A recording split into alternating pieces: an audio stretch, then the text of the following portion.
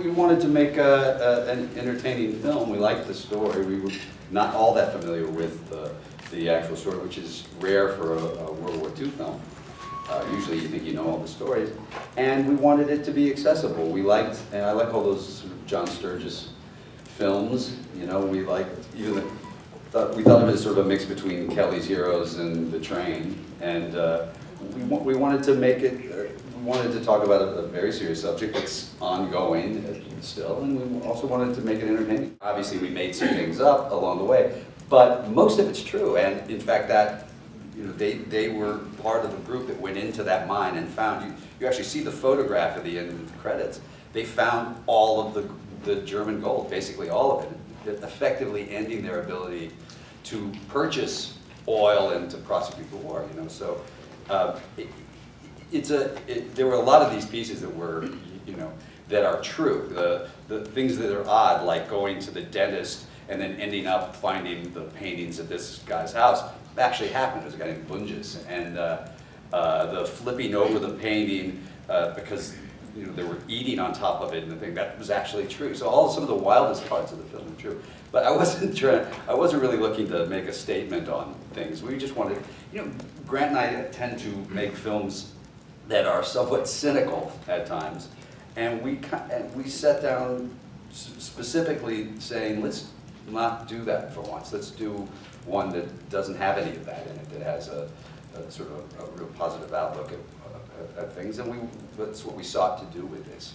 You know, it's a funny thing, but one of the scenes that when we were writing, we wrote about where you say if you take their culture away, you can kill them, you can murder their families, but if you take away their culture, then that's when the society breaks down. And we wrote it based on, I spent a lot of time going through these villages in the Sudan, and in Darfur, where it wasn't enough that you killed them, and you killed their children, you did all this stuff. They had to destroy the things that they'd created from generations before. You had to destroy what made the village theirs, you know, and that was as important as the raping and the murdering of these families. And you started to understand it, and we started to understand how when we didn't protect the art during the war in Iraq, in the beginning of the war in Iraq, we didn't protect those museums and those artifacts, and a lot of those things are lost forever.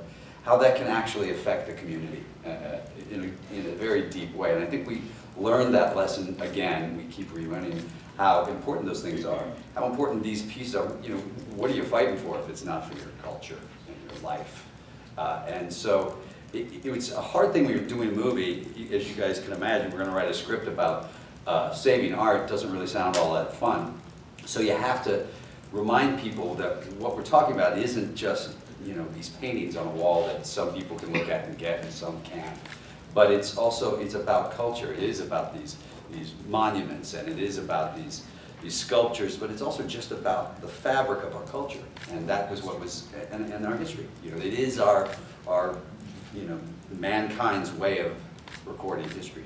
The timing for directing is usually because it takes about that long to develop a piece and then do pre-production and then post-production. It takes at least a couple of years. And I prefer directing to doing other things, and directing and writing, I think, they seem to be infinitely more creative. As far as how I've changed, you know, all you're trying to do is learn from people that you've worked with. I've worked with really, you know, the Coen brothers and Soderbergh, and I've worked at, you know, Alexander Payne. I've worked with really great directors over the years, and you just try to see what they're doing and then just steal it. You know, that's the theory. Go, oh, I like that, I'm going to do it that way.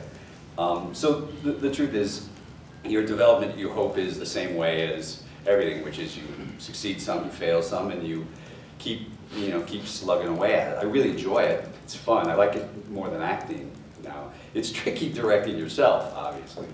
It's hard to make films like this. It's hard to get Argo made. It took us a long time to get Argo made. It's hard to get, you know, Good Night, Good Luck. We had to mortgage my house for it, you know. And, so there's a bunch of, you know, we're just trying to do films that are not necessarily, that you wouldn't necessarily walk in and everybody says, okay, yeah, that's an easy one. And, you know, sometimes they're successful and sometimes they aren't, but they're the ones we want to make. And so that's all. I think all of our inspiration in general is to try to get stories made that if we didn't sort of go after them, probably wouldn't get made. That seems to be, because the others are going to get made anyway.